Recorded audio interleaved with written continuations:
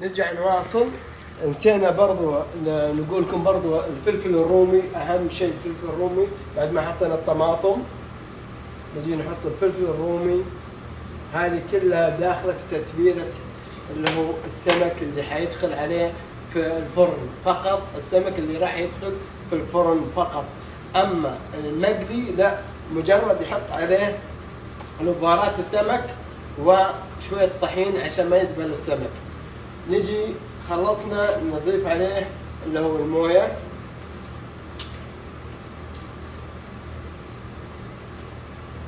ونضيف عليه الليمون،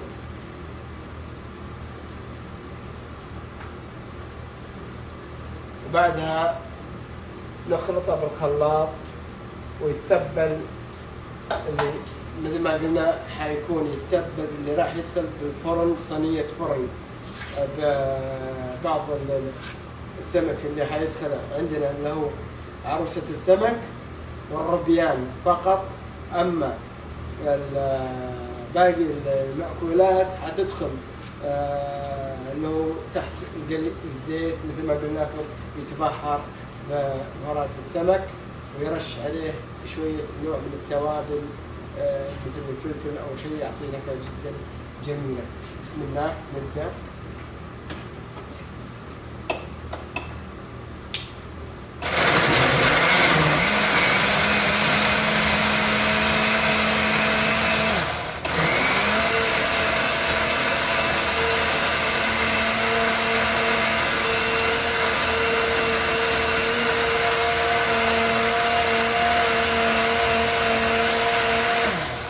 الآن أعطانا هذا الشكل وهذا اللون مثل ما أنتم شايفين الآن.